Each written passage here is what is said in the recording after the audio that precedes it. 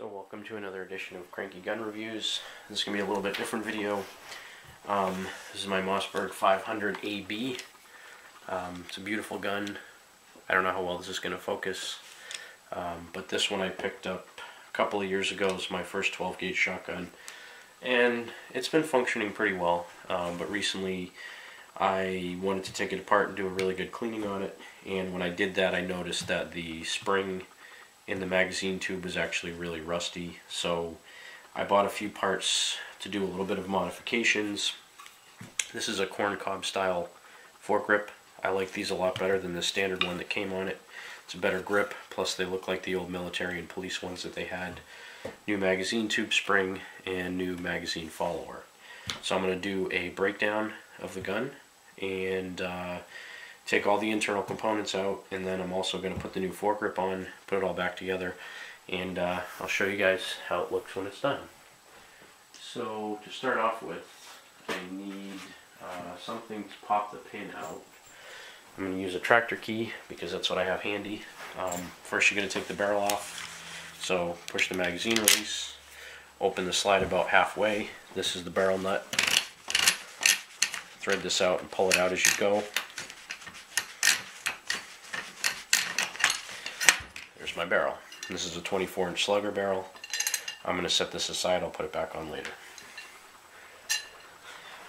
Next thing to do is to pop out the takedown pin right here, which is going to remove your trigger group.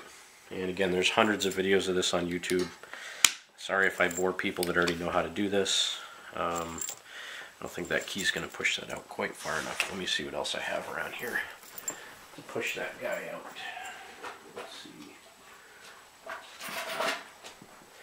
Knife sharpener. I got this little rod on my knife sharpener. This will work pretty well. I'll push this guy out. Sometimes it wants to come out one way easier than the other way. There we go. So there's my pin. Take the trigger group out. Some people have trouble getting these in and out. I never do. They're super simple to take in and out. Your shell stop. Your two shell stops. I think one's called a shell stop and one, I forget what the other one's called, but these two pieces come out. A little bit tricky to get those in sometimes. Not too bad of a problem the other times. Inside here, you got this piece that locks into the bolt. Once you get that out, you can slide the bolt right out the front of the gun. So there's my bolt. And once you get all that apart, your elevator, this is going to come right out. You just squeeze it together and pull it out. Now, this is what threw me for a loop. Most times, when you get a gun taken this far apart, what you can do is just slide the foregrip right off the end of the magazine tube. But in this particular case, mine doesn't slide off. So on the Mossberg Owners Forum, I started a thread asking about that, if there's some way that they pin these things on there. And apparently, in the 70s, some of the Mossberg 500s, in order to reduce the amount of rattle that these particular magazine tubes had on them, which was a complaint people had, this rattles quite a bit, so there's actually play around where the foregrip was on the mag tube. They put these two rings around the mag tube with a spring on it, so you can see when I try to pull this forward, it kind of has some spring back force on it, so there's actually a spring in here. Now, in order to get this style foregrip off, you can't just slide it out. So what I had to do was heat up the receiver on the burner on my stove, melted out the Loctite that was in there, then you can screw the magazine tube right out of the barrel.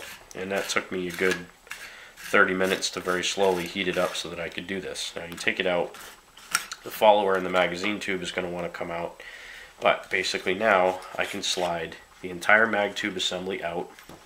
There's my follower for my mag tube, and this is the receiver on the gun. So there's a pretty much completely disassembled Mossberg 500. I've never taken the trigger group apart. I never will. I just don't see the need. I mean, you can get in there pretty well, clean this out, oil it back up, and you don't really have to take it apart. So this is as far as I take it down. Now again, I still can't slide my foregrip off here because it has those two rings on there, and I'll show you those in a minute. But the whole reason I'm doing this work, when I took this thing apart, I noticed that this magazine spring is completely rusty. So the new one I got actually looks a little bit too long. I'm going to have to trim it and rebend the end on it. But this magazine tube spring and the follower were very rusty. So that's kind of the reason why I wanted to do this. Plus, I wanted to change the foregrip anyway. So now I got it this far apart. Magazine tube, foregrip. In order to take this one completely apart, either to change the foregrip or to do any other work on this for cleaning and lube, you actually have to take the foregrip nut off. Now this one I've already taken off. I don't have the special tool to do it. I used a screwdriver and it marred up the nut a little bit, but to me that's not a big deal. So now that I have the nut off, I still have to slide the foregrip off. It's a little bit tight. So there's the foregrip. This is the, I don't know what they call it, the fore-end assembly that actually racks the bolt back and forth. But the grip's off. Now I can slide the magazine tube out from the front.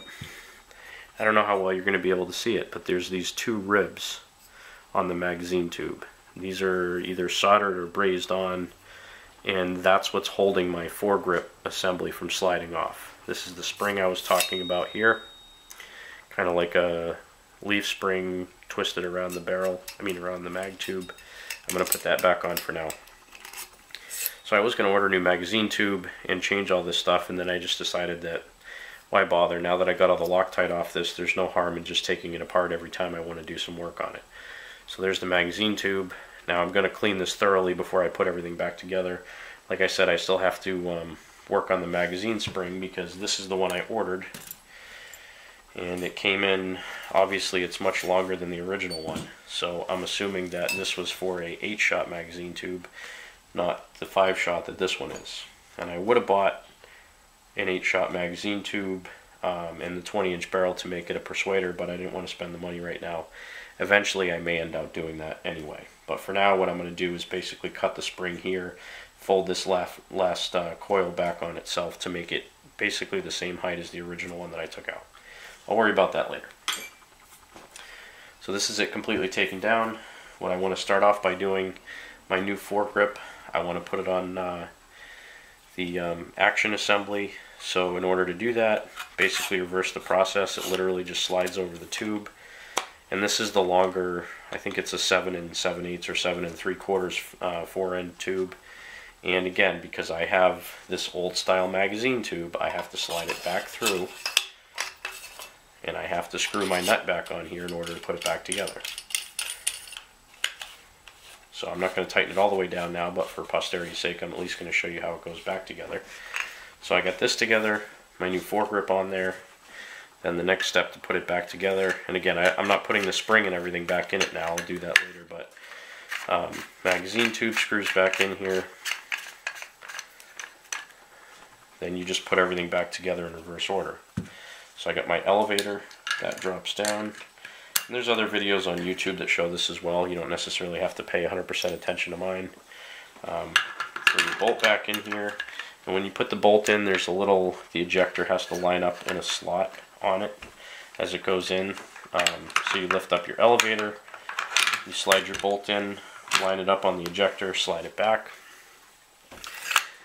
Then you have to line up the notches in the foregrip assembly with these two notches in the bolt slide piece, and you just kind of work it back and forth. Eventually they fall in place just like that. Slide this forward, put my shell holder pieces back in. This is what always tricks me, because when you put them in, it has a little bit of a bend to it, and I always end up messing up my trigger group when I put it back together. I can't get it back in correctly. So this side, the shell holder has a pin in it, and there's a hole in the side of the receiver that I'm trying to line up here.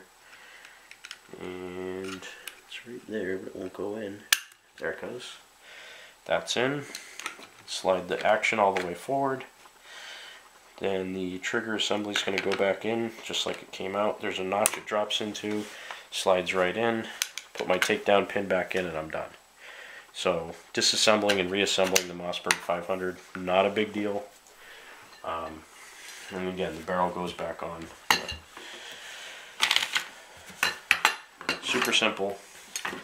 I love the Mossberg 500s. I have 3 of them. I have 2 12 gauges and a 20 gauge, and it's just a great utilitarian gun. I've never really had an issue with this one other than one particular brand of steel shot shells that I use when I do trap shooting at one club. I've had a little bit of an issue on occasion with them. The shells don't want to extract, so that's really why I took this thing apart this time, because I really wanted to do a good cleaning. I wanted to see if anything was worn out, if my extractor wasn't working, or if the 2 extractor pins that are on the bolt, if they were getting messed up or something. It wasn't. It literally is just that the shells, for whatever reason, the Kent, K-E-N-T brand shells end up getting stuck in the chamber on this on occasion, and maybe that's after like 60 or 70 rounds trap shooting. So the parts I got for this follower, the spring, and this foregrip I got from Numrich Gun Parts, N-U-M-R-I-C-H. They're out in New York, and I ordered this stuff I think Monday or Tuesday, and it came in today. Today's Friday. I'm pretty happy with their service. Their prices are second to none. I mean, their prices are just phenomenal. So if you ever need gun parts, check them out. I think their website is either gunparts.com or numrichgunparts.com. You can look them up. I'll put a description in the video. Thanks for watching.